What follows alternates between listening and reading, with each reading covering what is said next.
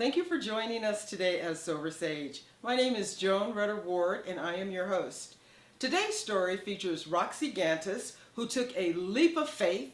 She left her 25-year career as a psychotherapist to pursue her dream of being an artist. I really do enjoy painting. I have since I was a little girl. And that's how I used to express my feelings is through painting. I felt like I would get bungeed up or torn up behind words, just like I'm doing right now. And I felt with a paintbrush that I could express what was going on inside me, and with still having the privacy of what's going on with me, that I could get it out into the world and process my feelings.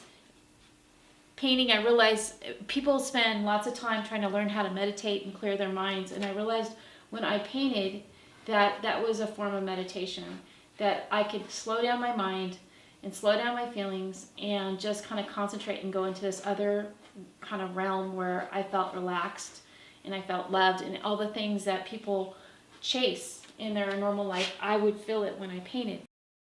When I was 18, I got accepted at Art Center Pasadena with just some sketches, and my father at the time said, "Oh, you will never make money as an artist, don't do that." And so I listened to my father. It's one of the times I listened to my dad, and I went to college to be a psychotherapist and got my master's degree, and I found myself always wanting to help people get their feelings out through painting, because I feel like when people talk, a lot of times they're lying to themselves and lying to others. Where painting, it takes down veils of things, and it gets people in feelings that I don't think words can. In October of 2014, I had 3 cousins die right in a row, and for whatever reason, I just couldn't listen to people's problems anymore, and I really wanted to be an artist. So I quit my job and I decided to become an artist, and the big thing is, as an artist, you don't know how to value your work or your time in that, and nobody teaches us how to be business owners as artists and how to value our art and put a price tag on it. Just because it means I value it at a certain price doesn't mean someone else will. And that's always been the tricky part. I don't know quite how to solve that, but you start lower and you go a little bit higher and see if people are willing to buy it. We're lucky nowadays because we have Facebook and we have social media. We can put paintings on social media and get people's responses, and we can do sample markets with that. I played around with it on the internet. I played around at different art shows. Art shows can be very exhausting when you're putting up and setting down all your paintings. And as a painter, I was taught to do my paintings very big, very large. So it's hard to lug around all this artwork, and so I found that the internet is a much easier venue to sell artwork. And the interesting thing about paintings is a bunch could sell right in a row, and then there's these empty spaces of time where paintings don't sell. And so what I found is I wanted to figure out a way to sell and be a part of the art world where I had a typical normal paycheck coming in, like I call it bread and butter money. And so I started doing paint parties and teaching others how to paint and exposing them to the joy of painting. I went to some different paint parties, and I thought it was a blast. People who normally don't paint show up at these things, and they show up with their little lunch pails and their glasses of wine or whatever they have to make them comfortable, and they come with all this anticipation, and I see them relax and really enjoying it, and I thought, well, I can do this. But I didn't know if I could teach painting, because when I paint, I go into this other world and I have a hard time with my words. So I tried it anyways, and I absolutely love it. What I found is people are all different. A lot of people just want to be left alone and be in their own little world, and then there's other people that want a lot of help. I just found that watching people connect through artwork, they connect in a different way. I can't even explain it. They connect. I think they actually connect with themselves as well when they're painting. It was so much fun that I loved doing it. When I had my first paint party, I walked away just so happy and so excited that I couldn't sleep that night. And all I could say was, thank you, God, thank you, God, thank you, God. I mean, I cried thinking about it because it's like I found an old friend, or I found myself by just taking that leap of faith, because it's always going to be hard in the beginning because you have to pay your dues. You don't get instant paychecks, and any business is a building process. And all I knew is that I loved it. And at my graduation, I had my master's degree. I had Nicolas Cage come and speak, and his message was, do something you love so much that you would steal for, or you would starve for, or you would do anything for. And that's how I felt when I was really being an artist, not just a psychotherapist that uses art, but as an artist, that I would starve. I'm perfectly happy. I look at my pictures, like I just turned 50 a couple months ago, and I look at my pictures now that I'm a professional artist.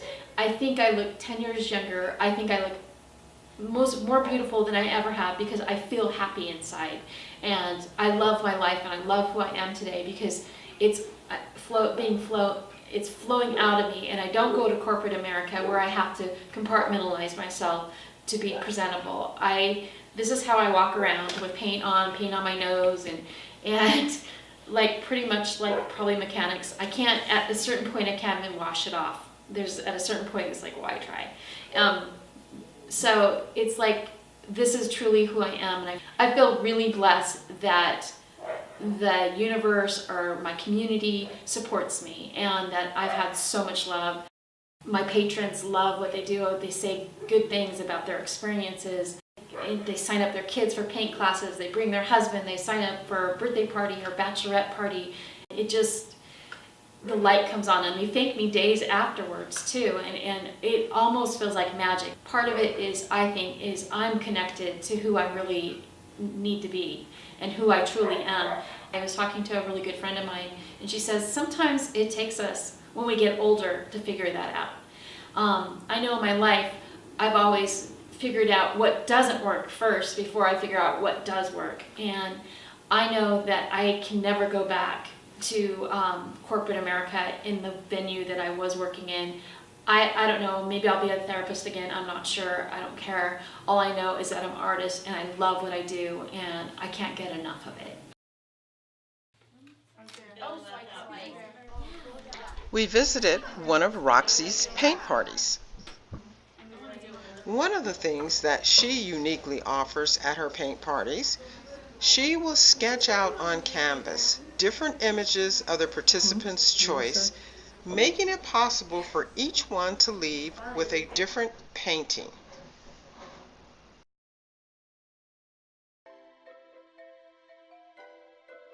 And then the orange, and then the yellow, and go kind of. You could rise it to your flowers, but you're probably going to do it with a smaller brush. And then it'll make it a lot easier, and then the black Sharpie will start to show up afterwards. If you guys your strokes just like the same direction. I'm totally like watching this. you guys. If you guys like get it on the inside, like if she gets blue on the inside, and right there is where you're gonna highlight it. It's So you're gonna magic. add the lighter. Wow. Yeah, I know, right? Add the lighter colors to that. Do you want me to move this for you? I can move them over here. Yeah. I'm sure. Yes. I can make this a while and make it Is this pretty good? Yes. So, right on.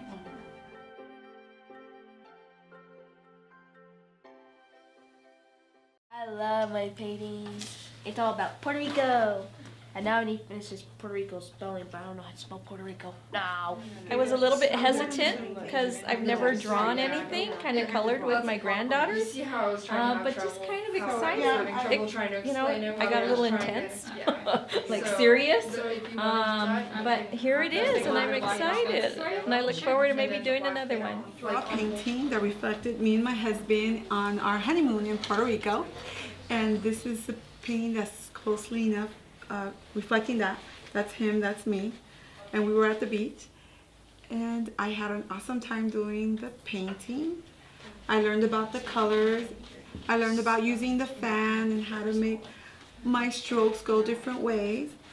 I also learned how to first cover the whole painting in different colors and then go back and redo the main parts so that they can be highlighted and stick out and give it that pop view. I enjoyed the class very much, and I'd recommend anybody take the class. The instructions were easy, everything was easy. There's like no fear factors here. This experience was amazing. I've never done anything like it before, so it was really, it really put me out of my comfort zone. And I did the sunflower because I love sunflowers and it matches my daughter's room, so it will be in her room. So yeah. My experience, I have never painted anything like this before. It's definitely way out of my comfort zone, and it was so fun and such a relaxing environment, and Roxy does a great job giving us techniques and everything to make our paintings look like this. So it was a lot of fun.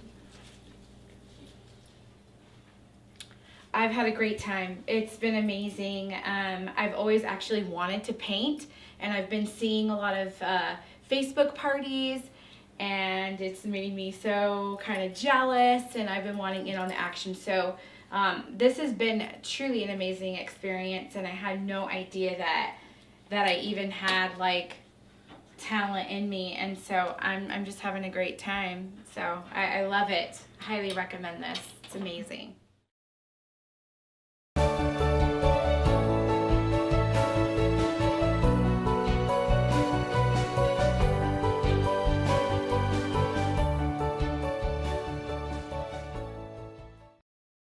I'm Anne. I'm a scientist. Recycling takes a team. Why don't you let me and me help you out? Everyone plays a part.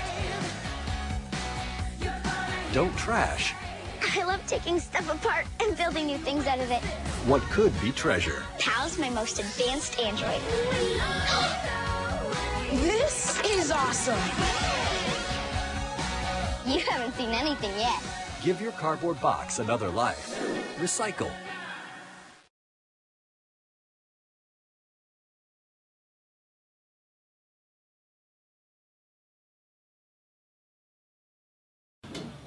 My name is Matthew Coughlin. I'm the Executive Director of Moses House Ministries, and I have the privilege of watching lives change every day. The work that we do is offered through a continuum of programs. We utilize nurturing parenting curricula, we offer case management services, transportation services. We have a client thrift store that families are able to come in, utilize store credit that they've earned in our programs, and purchase things they need for their families. Could be things like clothing and furniture to something as simple as diapers and wipes. If it wasn't for Moses House, I don't know where I would be now. I'm not working currently. I've had a very rough time, and if it wasn't for Moses House, I don't know what I would actually do. I'm just so thankful to them. Every month, that's where I get my diapers, my baby wipes, my baby food. And if I need a ride, they will take me. Well, before I heard about Moses House, I was struggling. I was just got out of a divorce. I just moved back from Sacramento, moved in with my mom, left everything, pretty much had to start over. Found out about Moses House when I was homeless, living in a hotel, and I mean, I got help with everything, like getting clothes for my kids, like their undergarments basically. Everything's new. It's not used. Everything is new that they provide us with. Diapers for my son, wipes. Like, I had like a little bit of help, but I get a lot of help here. So I don't know what would have happened if I wasn't getting the help that I was getting from here. The first time I did actually come into Moses House, they were really supportive. They were saying that it's gonna be okay. Like, you have support here. And even if you didn't have support at home, you always had it here because they're loving and they're caring. And it's so much care here that there's no like hate. And they'll always be here. I think of this as my second home. We also offer an employment development program where volunteers at our thrift store are trained in retail skills. Skills like cash handling and customer service, merchandising and inventory. And then we use our relationship in the community to present them to businesses and to hiring managers so that they understand when a client has graduated the Moses House Employment Development Program that they are well trained for the retail industry and they are work ready. All of these services that we offer, we wrap around families. Our goal is to make sure that they're supported in the times of need and that they have the ongoing support to navigate their systems of change in their lives. We're not just here for a one-time handout. We're here for the long haul, partnering with families to produce lifelong and effective change.